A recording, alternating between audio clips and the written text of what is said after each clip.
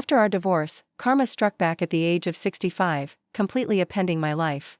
My husband, despite my protests, brought his ailing first love into our home and demanded that I, as his wife, take care of all of her needs. She even resorted to physical violence, adding dish soap to my water and dumping an entire bag of salt into my meals. I endured, but my husband said, "She's sick, don't hold it against her."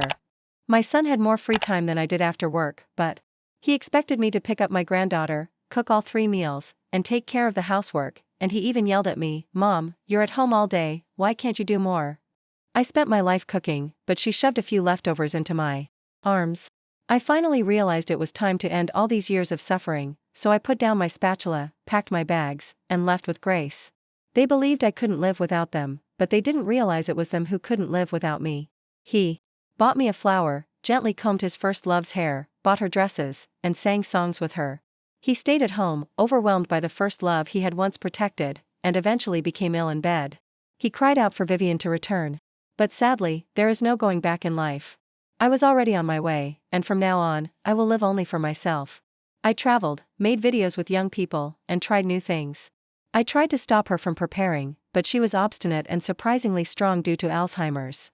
She wouldn't give up until she had thrown a whole bag of salt into the pot. I hurried to remove the bag with a spoon, but the damage was done. The salt had already dissolved into the beef stew. The door opened, and Paul returned after his jogging round time with a lovely dress, but it wasn't for me. Was for Noah, and even at 65, when she saw a dress she liked, she clapped her hands like a child, even though her illness had taken away most of her memories. Then, like a magician, Paul took a flower from behind his back, not a rose, but a wildflower that had been picked from the side of the road, still fragrant and glistening with raindrops, and placed it on Noah's face. She was no longer the woman who had just thrown a fit in the kitchen. Instead, she just sat quietly on the couch with her new dress and wildflower, as though they were the most valuable things in the world. Paul was happy to see her come into the kitchen, and he didn't notice my tired expression. He took a spoon and tasted the stew, scowling, "It's too salty, why do you always mess up?" Before I could say anything, something in my mind snapped. Paul was already furious and grabbed the entire pot of stew, throwing it to the floor without a care for my reaction. He simply took Noah by the hand and walked toward the door, saying, "Forget it, I'll take her out to eat. You can stay here and figure out how to save all these terrible meals by yourself." The door slammed shut behind them. The house suddenly fell into a suffocating silence, and I stood there in a daze, staring at the mess all around me. Noah had scattered petals on the floor, she had thrown away the pile of dirty clothes, and the beef stew was now splattered across the tiles, seeping into every crack.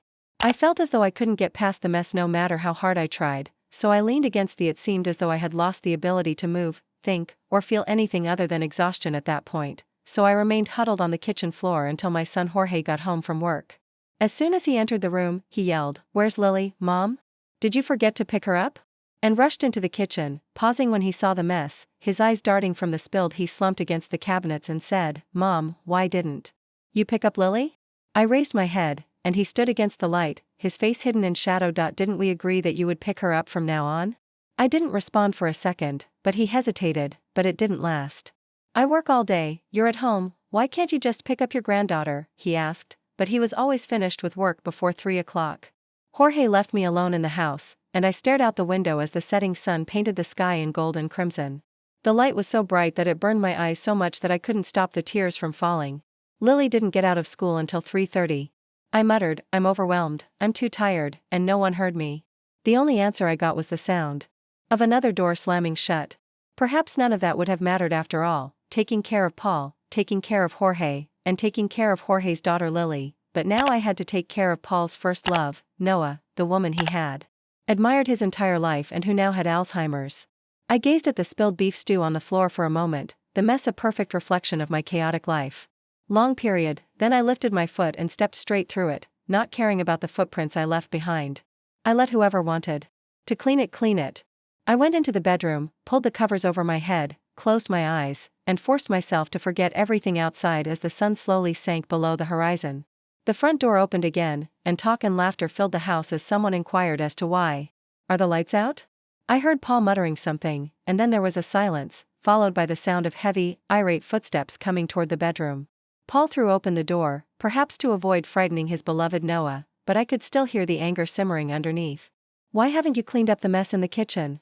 There are filthy footprints all over the place, and Noah could slip. I asked Paul, who looked at me as if he didn't understand, and he reached for the light switch.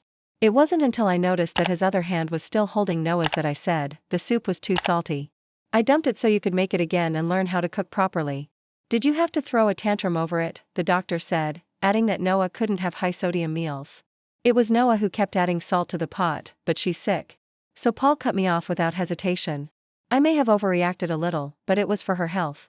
My vision became blurry, so I had to keep my composure to prevent my voice from shaking inside.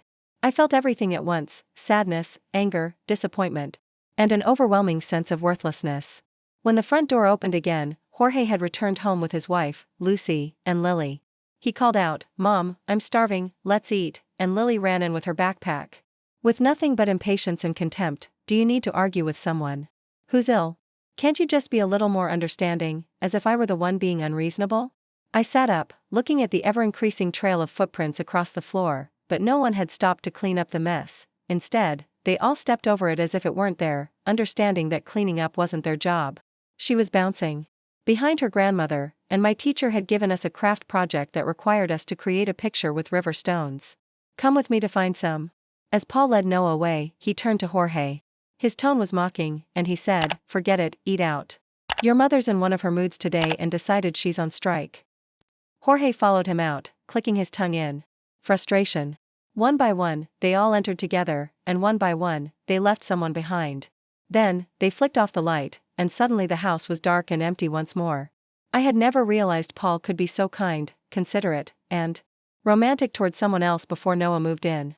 He hadn't asked if I'd eaten or if I was okay, and the only thing that remained in the silence was his parting words, which are still ringing in my ears: "Hurry up and clean the floor. Noah likes to sit on the ground and play occasionally."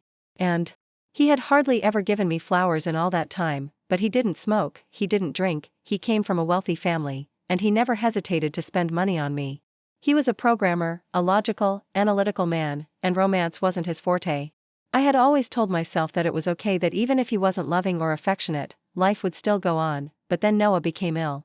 And Paul ignored my objections and insisted on bringing her into our home. It was then that I realized Paul did know how to make a woman happy. Seeing Paul take care of Noah was like going back in time to see 18-year-old Paul and 18-year-old Noah together. They had no money but had love, and that was enough for me, as it was for so many women. I was only 65 years old when I realized that I was a man's second best choice, the one he settled for rather than the one he truly loved. The good news is that, even at this point, it wasn't too late that night, so I didn't bother to find out who, if anyone, had finally given in and cleaned up the mess in the kitchen. I had gone to bed early, and at some point during the night, I vaguely felt Paul shaking my shoulder. He tried to rouse me, telling me to get up, clean the floor, and bathe Noah. I rolled over and pretended not to hear him, but he called my name a few more times before giving up and letting Noah go to bed as she was. I assumed he had gone to sleep with her, but for the first time in a long time, I had the bedroom to myself, and I slept soundly until morning. I couldn't even recall the last time I had slept. That being said, I had developed a habit of being the first one up to prepare meals for everyone and the last one to go to bed after cleaning the house. However, I didn't call anyone when I woke up. Instead, I just got dressed and went for a walk. By the time I got back, it was past 8, and Paul scowled at me. "Where did you go?" he asked without saying anything. "Noah is hungry."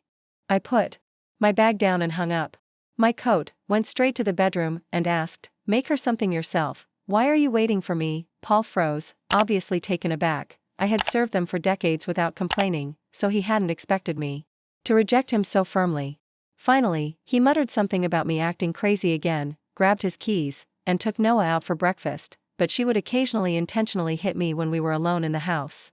I used to tell Paul about these things in the hopes that he would take action, but his response was always the same: "She's sick. Do you have to make such a big deal out of it? Can't you have a little sympathy?" When the bad woman stole Paul from her, she even poured dish soap into my water, and if I had noticed the bubbles, I would have drunk it. I had even proposed sending Noah to a nursing home. Paul refused, claiming that nursing homes weren't providing enough care. In a way, he wasn't mistaken. After all, who else would have been as committed as I had been, spending years working nonstop to prepare healthy meals, wash clothes, and clean the house like an unpaid housekeeper? I moved into Jorge's house because I didn't want to do it any longer. When it came to my birthday, Jorge persisted in trying to get me to return. "Dad, you can't live alone, Mom. How could you just leave him like that?" I didn't even bother to look up. He's got 2 hands and 2 feet just like me. House Lucy didn't say much. Actually, she seemed happy to have someone around to help take care of Lily. I spent the entire afternoon in the kitchen preparing Lily's favorite apple pie and Jorge's favorite seafood risotto because he insisted on celebrating it properly and begged me to cook a meal. By the time the kids got home from school and Jorge finished working, I had everything ready and was eager to put the dishes on the table. However, when Jorge opened the door, Paul and Noah were standing behind him, and Paul stepped forward with a cake. When I saw Lily clapping enthusiastically next to me, I froze.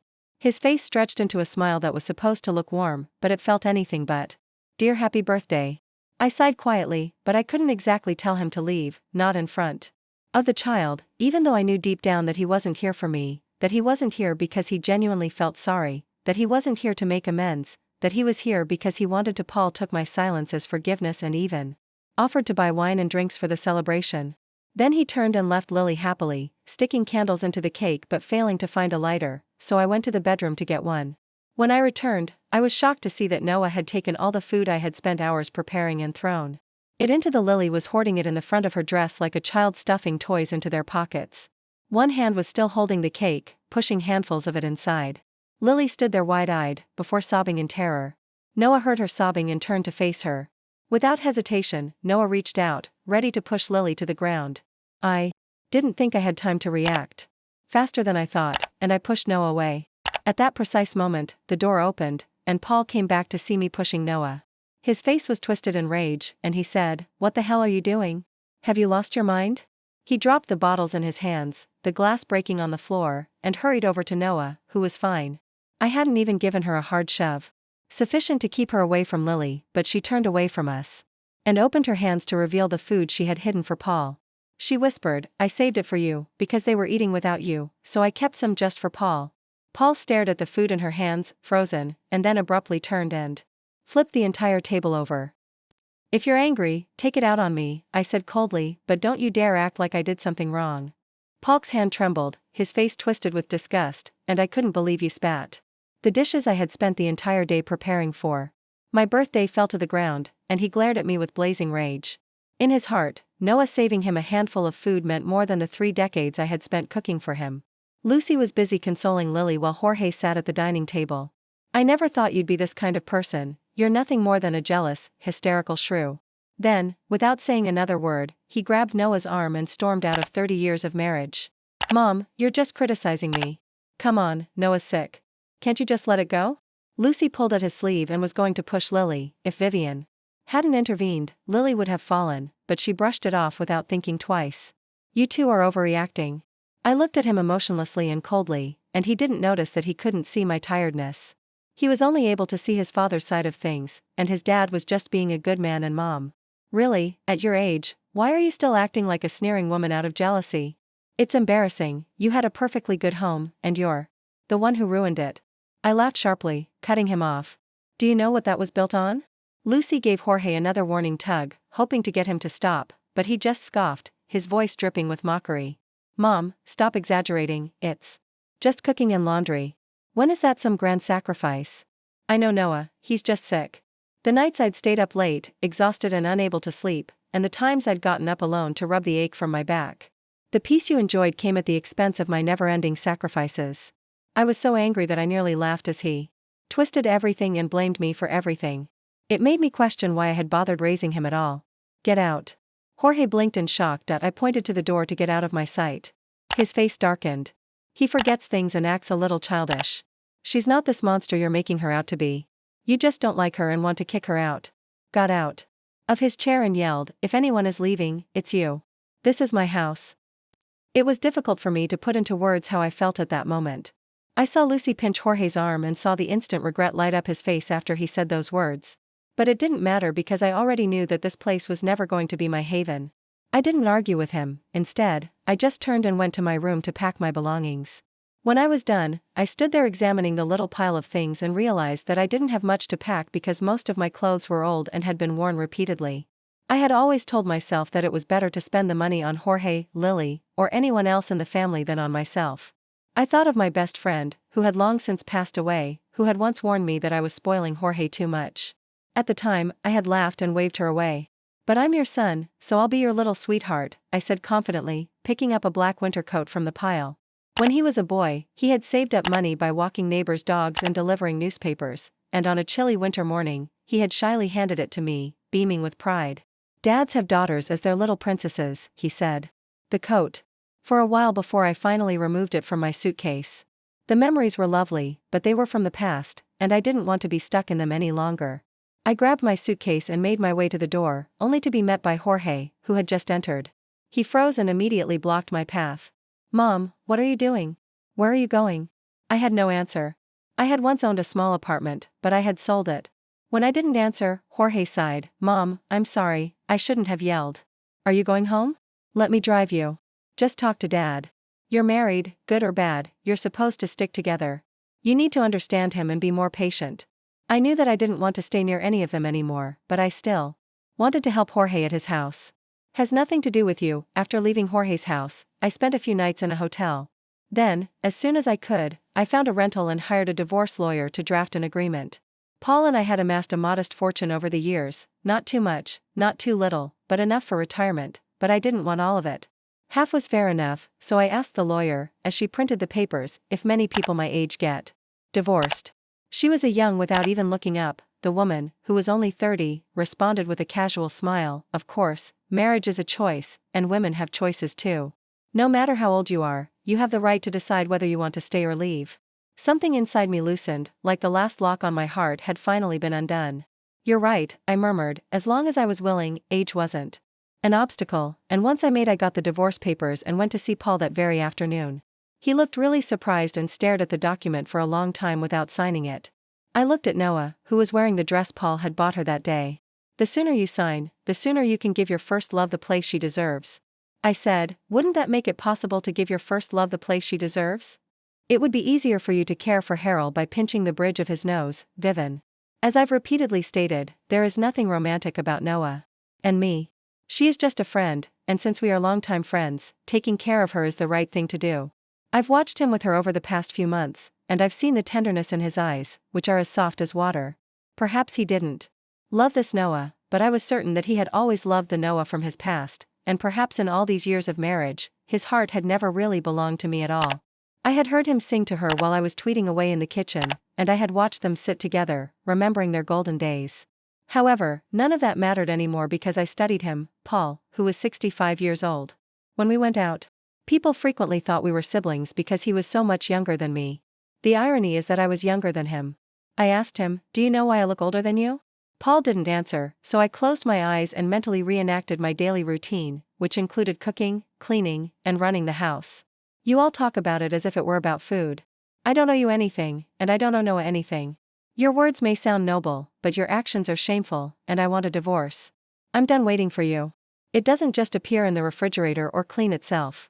You have to do things like sorting and washing clothes, ironing trash bags, replacing recyclables, and separating shoes. The moment I heard "help out," I realized there was no point in continuing this conversation. He still conveyed it to me, but it was just another attempt to force me to return to my role and agree to continue bearing the burden. I just want to live my own life. Paul still didn't understand, or perhaps he simply refused to. Vivian, I'll help out with the housework. Noah doesn't need you to take care of her anymore. Can't we just stay married? Paul tried to stop me, but he grabbed my wrist and prevented me from getting into the taxi. Vivian, I swear there is nothing between Noah and me. We have been married for more than 30 years. I cut him off, and then, are you willing to place her in a nursing home? Household chores weren't some natural duty of mine anymore, and I just wanted to leave to cut my losses. His face changed, and I quietly laughed. I thought, you just want me to compromise again? We've been married for almost 40 years, Paul. I gave you everything, so please do me a favor and let me go. I've told him repeatedly that I'm tired, but Paul has never really heard me and has never seen me. Paul finally agreed to the divorce and signed the agreement when we went to court for the hearing with our respective lawyers. His male attorney tried to talk me out of it, but are you sure that after all these years, surely there isn't a problem too big to overcome? My sacrifices were simply part of my duty. I wasn't invisible, I deserved to live for myself. Paul looked at me, and Vivian. And I cut them both off. The difficulties aren't dependent on whose feet they land under. Some people may find it easy, but that's only because they're not the ones walking in their shoes. Only the person living it can truly know whether life is bearable or not. Paul and the lawyer didn't speak after that, and we simply waited for the official court documents to be mailed. Paul decided to give me the house after we divided the assets because I couldn't afford another apartment in this pricey city. He and Noah would move in with Jorge, and I didn't say anything because he insisted that I had nothing left to refuse. Vivian, take your time, consider this, and if you truly want it, this house is yours. I owe you. And when he said these things years ago, I might have been moved, but now I know it was just him trying to ease his conscience. I planned to sell the house and buy a more comfortable, affordable place in a nearby town with my pension so that I could live comfortably and maybe even have enough money to take up some new hobbies. I apologized because I couldn't be bothered to listen to his late confession of affection. I initially thought it was from a real estate agent, but when I answered, it was Jorge. He sounded upset, asking why I had been blocked and why I had even been given a new number to reach you. I didn't answer, so I put the phone on speaker and resumed researching town real estate prices and reviews. From the muffled sound on the other end, I could hear him saying, "You're getting divorced at your age, aren't you embarrassed?" When I picked up the phone, there was a sudden silence. On the other end, I spoke calmly, no longer feeling sad, and I just wanted to teach him one last lesson. You've grown up and can't understand your mother, but what about Lily? Do you want her to get married and spend her days in the kitchen taking care of everyone's needs without complaining? Where's my dignity in all of this? Have you thought about me? You two are so old. I took a deep breath and asked myself, do you want Lily to listen to your words and think that a woman's life should be all about cooking and cleaning and that after decades of marriage, she'll realize her husband never loved her and then expect her to take care of his first love? Jorge remained silent in response, only his breathing was audible. I imagined Jorge as a child, holding an umbrella in the pouring rain, running out to meet me and take me. A month after the divorce, I heard him choke back a sob on the other end of the line before I hung up. I had once loved this child deeply. And I thought he had once loved me too, but time had changed so much that I felt a bitter ache spread through my chest. Jorge, you have a father and mother who care about you. I had parents who cared for me, too, but they're gone now, and no one's left to care for me. Paul sent me pictures of the meals he prepared, showing the eggs burned, the cereal drowning in milk, and the pasta a sticky mess stuck to the plate. It seemed like he wanted to show me that he could change and get better little by little, but I wanted to tell him that we're 65, not 25, and that if he had wanted to change, he should have done it. I also received more flowers than I had ever had in my entire life combined, one bouquet every day. He didn't even consider it until I left, which was too late. I wasn't waiting for him anymore, and I didn't reply to his messages because I was too busy living the life I had planned for myself, which included house hunting, traveling, experiencing different cultures, trying a variety of local foods, and meeting lots of young people. They were friendly, lively college students and working professionals who enthusiastically taught me how to take better tourist photos and how to capture landscapes more artistically when they saw me traveling alone. For a while, we traveled together, taking pictures along the way, and as I looked at the pictures, I couldn't help but sigh. They looked so beautiful, and a tiny regret that I wasted my time grew inside of me. I was too young to realize all of this sooner, but perhaps they could sense how I was feeling because both girls hugged me from both sides. One of them said, "Vivian, you're still gorgeous.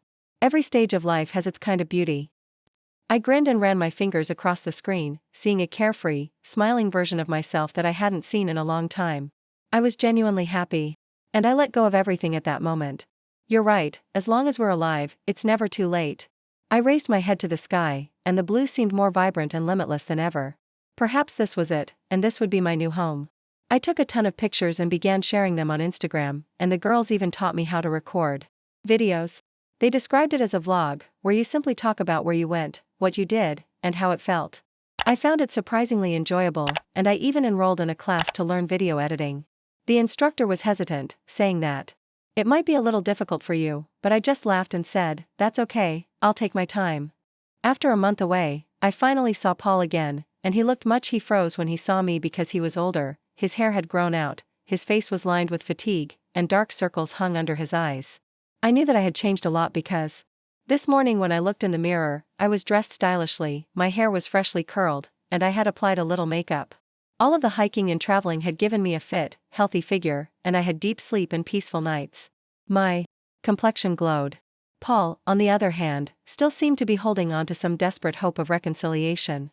He lowered his gaze, his voice barely above a whisper, and asked if I agreed to put Noah in a nursing home. Spending time with young people had made me feel young again. I was no longer that exhausted, hunched-over woman who had just filed for Divorce, the one who walked like she was always navigating a crowded marketplace. I looked at him in surprise for another chance, and without even thinking, I laughed. After all, who gets a taste of freedom and then returns to being a workhorse? In addition, I looked after Noah for months, and you wouldn't let her go, but now, after only a few weeks, you can't handle it? Paul didn't respond, so my phone rang, and it was my real estate agent. As I got into the car with them, I noticed how his expression twisted and how his thoughts went awry. Then, abruptly, he rushed forward and blocked the car, his hands shaking. As he glared at me, he had a potential buyer for my house, and he was already waiting outside my rented apartment with him. Coincidentally, the buyer was also an older gentleman who had recently divorced Paul. What does that have to do with you? I rolled my eyes. Paul took a deep breath, his voice shaking with rage. He recently got divorced, and now, after you, Hyun. What kind of man does that?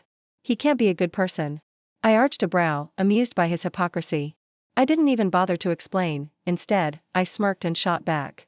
Oh, then, tell me, what kind of good person keeps his first love living with his wife for months before even thinking about divorcing? Paul chuckled and shook his head as my real estate agent skillfully reversed the car and drove away, but I smiled and said, time is money, let's focus on business.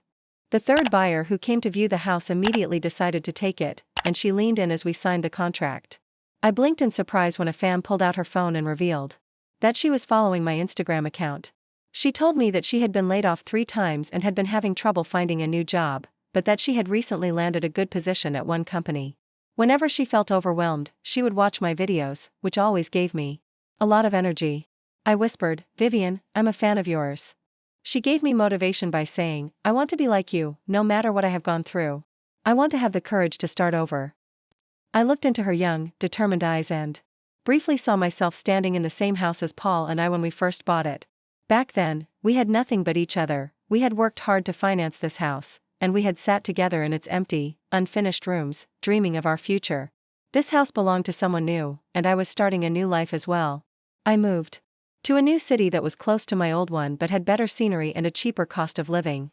Jorge wasn't happy when he learned, but for once, he didn't say anything because I stayed apart from him. He found a way to stay in touch with me by sending Lily to stay with me every spring and fall break. I didn't have any love left for Paul or Jorge, but Lily was my every time she came to visit. I took her on trips, or we enrolled in classes together. This year, we were learning oil painting, and one day in class, I noticed that Lily wasn't her normal happy self. She kept sighing, so I reached out and ruffled her hair, wondering what was wrong. My granddaughter is sweet, well-behaved, and full of life, how could I not adore her?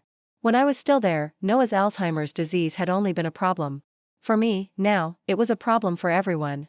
Grandma threw Mommy's clothes into the toilet and poured water on Daddy's phone. Lily held my face in her hands and even tore up my clothes. You're too young to be sighing like that. Grandma's house is always full of fights. I told my teacher about my homework, but she didn't believe me. They fight about her all the time. One time, they were so angry that they forgot to lock the door, and Noah ran away. I was shocked because, although she may have been a burden, she was still a sick woman, and the worst thing I could have hoped for was for her to be put in a care facility rather than left on the streets. Lily patted my hand as she fled, assuring me, don't worry, Grandma. The police found her and brought her back.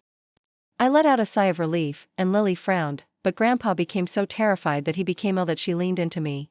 Grandpa kept calling your name, Paul, and Lily showed me on a video call that he was pale and exhausted, but he wasn't. His wrist was tied to a rope, one end of which was wrapped around him and the other around Noah. The affection he had once shown for her had vanished when Noah attempted to flee, and he instinctively slapped her. She had gotten worse, and she no longer recognized herself as Paul. She sobbed and backed away, flinging things in a rage, when an ashtray struck Paul square in the forehead, leaving a thin line of blood running down. The video call ended in the midst of the confusion, and Lily hardly responded. She shrugged and said, if Grandpa doesn't hold on to Noah, Grandma, she runs away. She even went to the police and claimed that Grandpa was abusing her. Lily leaned in closer, and Grandpa said, I know he was wrong, but will you never forgive him? I kissed her forehead. What's the point of correcting an answer after the test has already been graded? When Lily's break ended, Jorge came to pick her up, and he kept his head down as he took her backpack and suitcase from me. We didn't say anything as I helped Lily get into the car. She jumped in with a smile on her face, but as soon as she was in her seat, Jorge began sobbing loudly and uncontrollably. I turned away from him, acting as though I didn't know him, but he continued to cry until he suddenly put his arms around me in a small, broken voice, just like he had done when he was a kid. Mama is often the first word a child says, and in the final moments of life, many people call for mama again, possibly in their hearts. I whispered, "Mama," but he didn't answer, and he didn't call me again before I left. He pulled me into one last embrace. "Mama, I miss you, Mama, I'm sorry," as I was sitting in my car and closing my eyes. I knew why Lily had said those words and who had instructed her to say them, but I wasn't going back when my phone buzzed. Your scheduled flight was leaving in 3 days, 14 days, and 14 nights, and I had booked a trip to France, where we danced clumsily but joyfully by the Seine, and we haggled in when I returned. My Instagram following had increased by another 1,000. I frequently chatted with my followers on Instagram, but today was different. I saw a familiar profile picture and a message asking if I could see him one last time. I realized that I didn't hate him as much as I had previously thought, so I went to Jorge was sitting next to me, exhausted, and when he saw me, he froze, then he jumped up a little too eagerly, "Mom." His voice startled Paul awake, and he blinked his hazy gaze as he tried to focus on me, then he smiled. Paul was lying on the hospital bed, weak as a sheet of paper, his eyes closed, his breathing light, and extended his hand. I didn't say anything, I just sat down by his bed. "How did you get to be like this?" Paul still seemed to be caught between reality and dream, his eyes scanning me intently. "You're so heartless," he whispered, his voice tinged with longing and bitterness. "You left for so long, didn't even visit me in my dreams." He laughed a little, but I've never been very poetic. Soul, but for some reason, a verse, "I am sick and lost in my delirium, yet even in my dreams you do not appear," came to mind. I looked at him silently, and Jorge, who was standing close by, spoke softly. "Dad has been confused lately," the doctor said, adding that it's just stress and lack of sleep, nothing too serious. I waved my hand for him to leave us now that it was just Paul and me. He stared at me for a while before struggling to sit up. "If I hadn't told him I was dying, would you still have come to see me?" I nodded, but even now that I was seeing him weak and ill, I didn't feel the need to soften my words because I had long since learned to be honest with myself and see our relationship for what it was. "When we first got divorced, I resented you because I kept thinking how difficult it would have been to care for Noah. Why couldn't you just accept her?" He smiled bitterly, shaking his head as if he were lost in thought. "She's hard to take care of." "Why did I never see it?" He said, "I came to see you once, and I think that's more than enough." He then coughed. I listened to his murmurs, but they didn't make me feel anything. I wasn't moved or vindicated, it all felt remote, like I was listening to someone else's life story. "You did this to yourself, didn't you?" Paul had always been physically strong, so why did I always think that everything was so easy? He opened his eyes and looked at me, saying, "Yes, I just wanted to see you to tell you I'm sorry for all the pain I put you through." I poured myself a glass of water and took a sip before asking, and Noah said, "No matter how exhausting caregiving was, it shouldn't have left him bedridden so soon." I put down my glass and poured the untouched water as he talked about how difficult it had been for him to deal with his regrets. "But what about her?" He froze. "Noah, so I sent her to a nursing home." Before I could stop myself, I started laughing. "You haven't changed at all. You've never taken true responsibility, you let me down in the past, and now you've abandoned her, too. The only person you've ever truly loved is yourself." When Lily came to stay with me during her next school break, she informed me that Paul had rented a small apartment and brought Noah back to live with him, but Noah's grandmother doesn't remember Grandpa, his first love. Afterward, I walked away, saying, "Paul, take care of yourself. I have no reason to stay any longer." Of course, he didn't die from that illness. His bright moonlight dimmed under the strain of her illness, and Noah no longer remembered him, their history, or the love that had once engulfed him.